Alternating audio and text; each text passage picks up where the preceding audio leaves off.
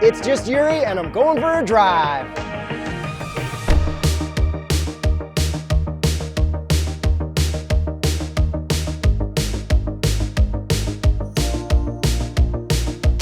I'm here with the all-new, never-existed 2025 Mazda CX-70 in Palm Springs, doing a nice little solo review, finally driving it, and I've got some questions to answer right off the bat. Is this a CX-90 with just no back row?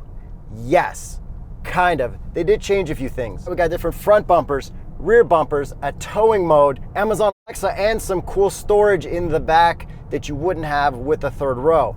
And then who is this meant for? It's meant for, like, if you have maybe a family with one kid, one dog, or two older kids, or if you just want a big SUV to have a ton of trunk space, because this is like a mid-size two-row SUV, even though it is pretty much exactly the CX-90. And I get it, because, like, what are you gonna do? Call it a CX Grand 90 or a CX not Grand 90 for CX-70? People want to buy SUVs, so, like, I understand why they split it up. And to make it more different, they also did add a new color. This cool one, melting copper metallic, which I absolutely love, with the color matched cladding. I'll get to that a bit later. So I chose to drive the Inline 6, so let's put it in. And ask for subscribing. Sport mode and give it a little bit of a launch.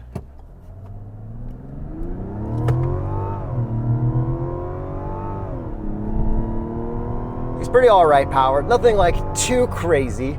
You can also get this in a plug-in hybrid, or you can get it in a base 3.3 liter turbo. Let's get to the horsepower and torque. The 3.3 liter turbo has 280 horsepower and 332 pound-feet of torque. The plug-in hybrid has up to 323 horsepower and 369 pound-feet of torque. And the 3.3 liter Skyactive Turbo S, which is what I'm driving right now, has up to 340 horsepower and 369 pound-feet of torque. And every model comes standard with all-wheel drive, and they all have the 8-speed automatic with a wet clutch torque converter system, which works pretty well. I'm in sport right now in these cool mountain roads. Just gonna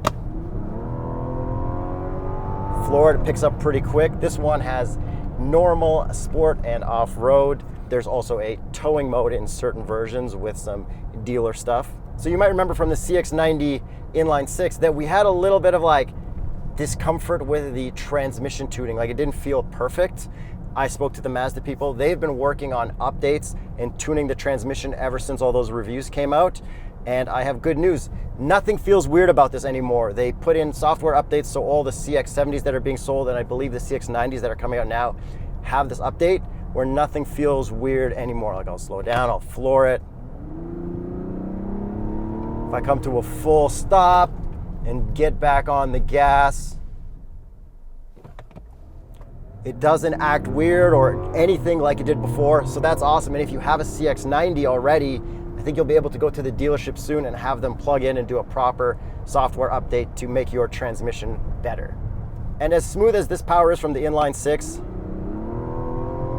I did drive the PHEV on the way back from the golf course, where we had a driving lesson where I greatly improved my golf swing. Strong grip, and aim for the logo so I don't slice. Side of that ball, athletically moving forward.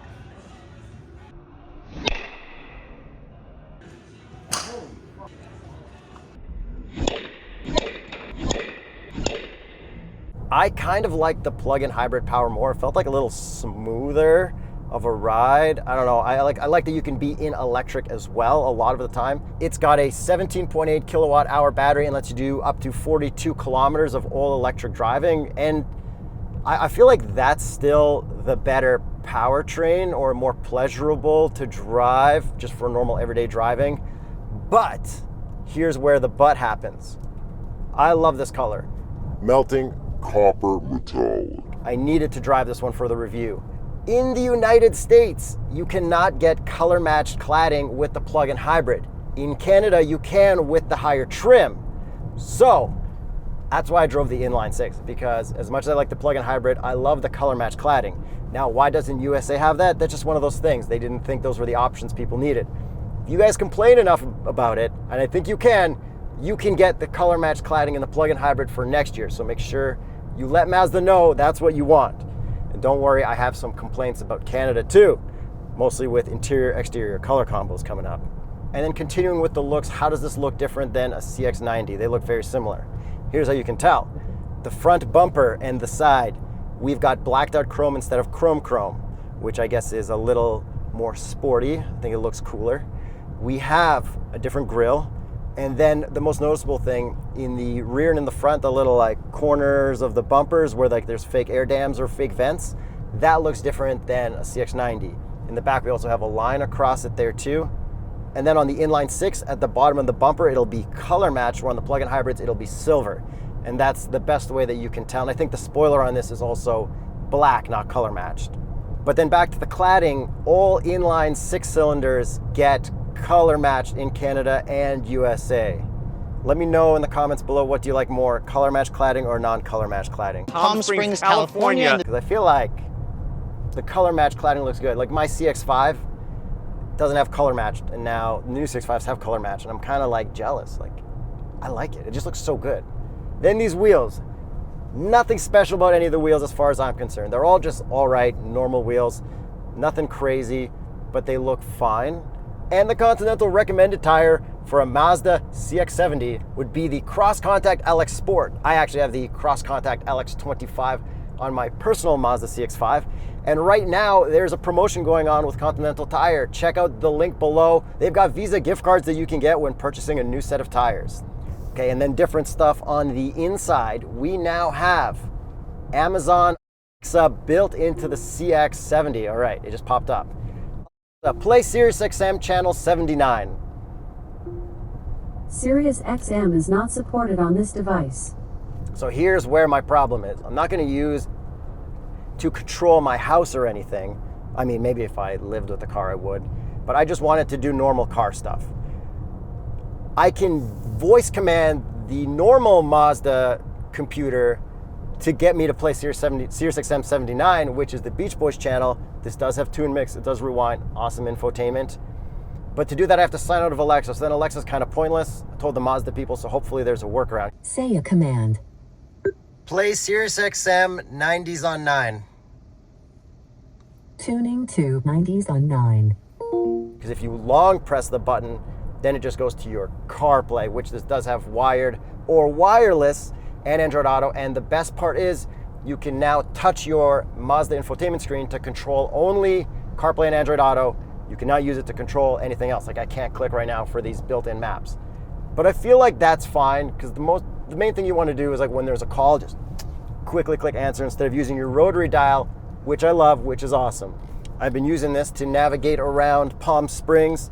It's so perfect, like the home button, the rotary dial, getting from my Google Maps navigation in CarPlay. If you have that up, you click the navigation and it goes right to that navigation, even though you have a built-in nav as well. And then you hold the home button and it'll go from one screen to the other. You can use everything very quickly. And I love the rotary dial for getting through like the settings to turn on all your safety settings and all that stuff. We have a ton of safety settings in this. We got like the rear cross traffic, lane departure assist, all that fun stuff, front collision warning. And then we also have adaptive cruise and lane centering that worked very, very well on these Palm Springs highways going like 70 miles per hour, which I think is like 110 kilometers an hour.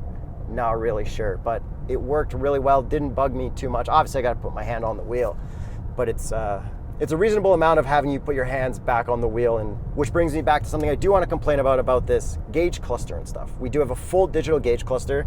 Cool, it looks really nice. When you are in your adaptive cruise mode, you see your digital speedo in the middle at the top. When you're not in that, when you're in normal, you don't see your digital speedo anywhere unless you're using your head-up display. You click info, it only changes what's on the right. I want to have my speedo in the middle, but if I'm in sport mode, I see my speedo in the middle.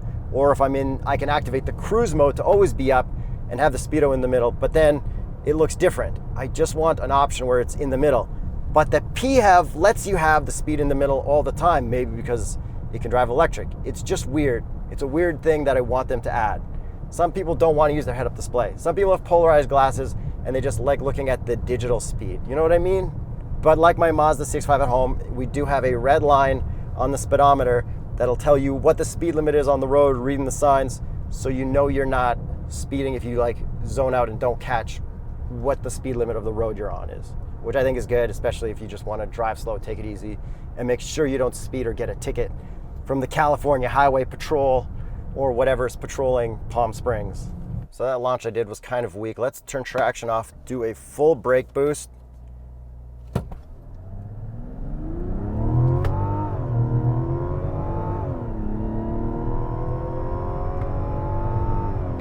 Nothing crazy off the line. I don't really expect that much. It's not like it's a Mazda Speed or anything. And there is some pumped in audio. Can you hear it? Sounds like pumped in audio. It's not offensive. Let's see if it's there in normal. Feels like it's the same in both, but at least it's not weird. But when you're reversing, you get a beep, beep, beep, even in the non-plug-in hybrids, which I guess is kind of okay. The plug-in hybrids did not seem very loud while they're backing up, like a lot of the Toyotas and Hondas are, beeping too loud, Ghost Cemetery style.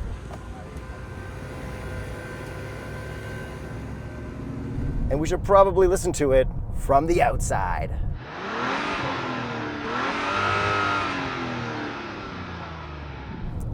And then as for suspension, it's been pretty comfortable the whole time, even on some of these like bumpier roads. So that's also good for family car stuff. And then for handling through these Palm Spring mountain roads, it actually handles pretty well. I wasn't sketched out at any point, never really understeered or anything. It just felt nice and solid. Maybe that's because of that rear wheel drive architecture drivetrain that really helped pull it through. All right, a little bit of a rewind back to more tech stuff. This does have an app to control, remote starting and all that stuff. And that also has like its own little OnStar thing. Where's the button for that?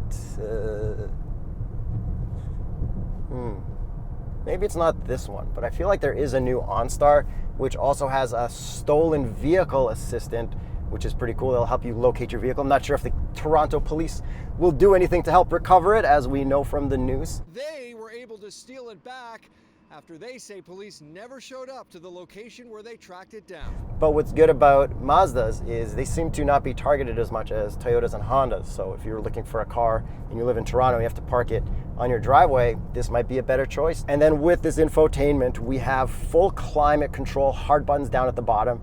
It works perfect. All our stuff is there, heated seats, ventilated seats, heated steering wheel. And if you look at this Mazda's competition like an X5, they don't have hard button climates. They have it in the infotainment, which is another huge selling feature of why this would be better than certain BMWs. They did have some competition, a BMW, a Lexus, and a Jeep that's like kind of competing with it. But I guess Mazda's like a weird thing where it's like almost BMW luxury, but like way more luxury than like any of the normal ones. And I guess it's like kind of higher than Acura, or maybe around, no, I think it's higher than Acura. Maybe around there, but not sportier than Acura. We've got front and rear climate. Since it's not a CX-90, we don't have third zone climate anymore. So if you're throwing the dog in the back, they won't be able to get like fresh air blown on them, which kind of sucks. And I think that vent now is just like a air pressure kind of thing. So when you close the doors, that's what that is. It's not a vent anymore. But I feel like that's pretty niche to have a dog in the trunk for this. So if you have a dog, do you go CX-90? Let me know in the comments below how important is trunk climate if you have a dog that goes in the trunk. My dog would sit in the front seat and absolutely shred apart this beautiful interior. But my dog's a front seat kind of dog. Shout out Rusty. Can walk without a leash now and sit, listen to me, give me high fives sometimes. That's pretty cool. And as everyone should already know, this visor will slide because Mazda listened to us and said we should put a sliding visor in all our new ones. Heck yeah. And then compared to older Mazdas, our 360 camera button is now located next to our shifter. The 360 camera is very clear. It's got the lines in the 360 stitch, but it's very good. It works really well, it pops up quick, and I always like my 360 cameras. It's a must for me for any car I buy for a family car. My wife totally loves the 360 camera stuff. Then we have our shifter next to that. Okay, it's not a normal shifter. It's P over to the right, R and D. Which I guess is good because if you just like turn the car off, it'll automatically throw it into park because it's electronic in case you forget. But I feel like I'd only forget because it's a weird shifter, but it's not like a deal breaker at all. And what's cool now is next to that, we have our cup holders. We don't have to reach back awkwardly anymore like in my CX-5. We have them right there, and it is very, very easy to fit a small cup. Pretty much perfect cup holders. And in front of that, wireless charging tray. So before we talk about all this cool interior stuff and the seat comfort, we need to talk about the trunk, because this car, you're getting it so you could put more stuff in the trunk instead of having people sit in the very back at all. This has a really cool storage system with lots of compartments to store pickleball or whatever cool stuff you want in there. You can fit full golf clubs there. You can also drop the back row with buttons from the trunk, which the CX-90 doesn't let you do. And when you do that, if you reach in from the side door, there's a little other panel that you can lift up and get other things out. But I feel like if you're storing stuff under there, you probably have stuff on top, and then it's like hard to get to as it is. But anyways, we do have proper 3-prong power in the back of this one. The PHEVs, I think, have 2 3-prong power. We do have grocery bag hangers there now. It is a power lift gate. We do have a close and lock button. And then we still have the cup holders from the CX-90, but like, okay, they didn't make new panels, whatever. Like, you can't like blame them. Like, they don't have to change absolutely everything. They know it's a CX-90 missing a back row. They changed enough, I think, that it warrants them leaving the back cup holders in there. So now continuing off the back, we have a towing mode in some of these.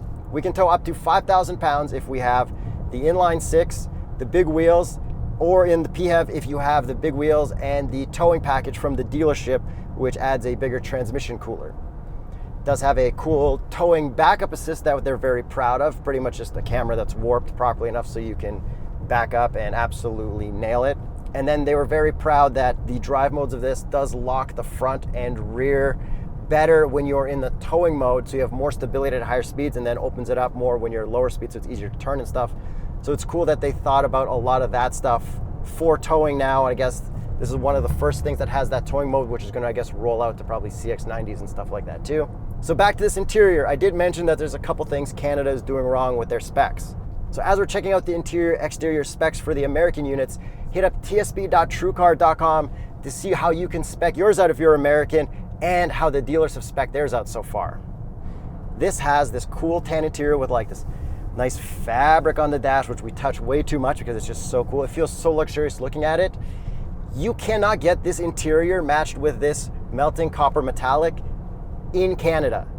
You can also not get the cool red interior with carbon fiber matched with the copper melting metallic in Canada, but you can in the States. So it's like, all right, in the States they're missing a couple fender paint options, where in Canada we're missing a couple interior exterior paint color options. And apparently nobody can get the red interior with the red exterior. I think they should let that happen. I think they should let us do any ugly colors we want. And I definitely think we should be bringing these interiors with this paint to Canada for sure. So let Mazda Canada know that you want these interiors with this paint, and Mazda USA that you want color matched cladding options on all CX-70s. With the Mazda CX-9, Mazda CX-50, Mazda. So then these seats, very comfy, only forward and back lumbar, which is all right because it is a good amount of lumbar. We had presets, obviously, because this is kind of like a luxury car. You need that stuff. And as we know from our CX-70 walk around video, the seats don't feel like a G-string anymore, even with the stripes still in the middle. And Jacob does fit behind himself at 6'1.5", which is great news. We've got this cool material, which my dog, I think, would absolutely destroy with his little paws, but I think it would be worth it. Probably be tricky to clean juice from it from a kid if she's in the back making a mess, stomping around with her dirty boots, but I feel like it's worth the risk. Kind of like Teslas with white interiors, like it just looks so much cooler. We got cool contrast stitching on the door panels, some fake wood, and a two-tone steering wheel, which looks super, super sick. Then our rear seats will fit a child seat, would fit my Britax Poplar perfectly. We got built-in baby shades, which is amazing. You really need that. And then we've got a panoramic moonroof, which can be closed if it gets too sunny, and I really appreciate having that. I love my panoramic sunroofs, even though sometimes, you know, it's too hot. Like the second I'm done filming this, I'm closing it, cranking up the AC, because Palm Springs is a lot hotter than Toronto right now. It's like 36 here, which I don't know what that is in American. I'm sorry. And then back to safety stuff, because if you have this, you might be using it for your kids for family stuff. The CX-90 got IIHS top pick, so they're expecting this to have that too. And I remember part of the reason I bought my CX-5 was because they had a really high safety rating as well. So I appreciate that. I'm sure a lot of people appreciate that. And the last thing before I get to the price, you can get a cool roof rack with a tent. That's part of like the lifestyle stuff they showed us here. It's a pretty interesting setup. I don't know if I would ever use it, but cool. All right, with all that out of the way, let's get to the price. So the CX-70 with the 3.3 liter turbo, the normal one, starts at 49,750 Canadian. The plug-in hybrid starts at 58,750 Canadian. The Skyactive Turbo S starts at 58,300 Canadian. And this one, the top trim is spec'd out to 62,600 Canadian. And here's the price of it in American, because this is technically an America-only spec that we couldn't actually get in Canada because of the color combo. So what do I think of this CX-70? Should they have made it something completely different or called it the CX-90 non-3-row? That doesn't seem to make sense, and I think they put in enough work with the different bumpers, the different color, maybe a few features that they're rolling out, and the dark chrome to make it its own thing. I fully understand, especially with like companies wanting to have more SUVs to sell. I'm not mad at it at all. My wife loves this car, loves the interior, loves the new updates to the Mazda, and she would be very happy to drive something like this. But if you're planning on expanding your family, like we already got one kid, one dog, we need a 3-row for the future, this wouldn't be our pick. But if you just have 2 kids or 1 kid and a dog, this is great. I don't really have any complaints. I don't think, like, they kind of improved everything they needed to. Like, if I could get this over a CX-5, if they let me trade this in for my CX-5 right now, hands down, no question. Would I take this over a CX-90? Looks wise, I think this looks better. But going back to that 3-row, I would have to go with a CX-90. Too bad they don't have this cool color on it though. But yeah, thanks for watching. Hope you liked this inline 6-cylinder Mazda CX-70 review. I know Jacob had fun doing a solo review with a Lexus. I heard he did a lot of burnouts. So subscribe for that and hit up tsb.truecar.com if you're looking for one of these. Get a cool spec. Get this color, get the tan or the red. Thanks for watching.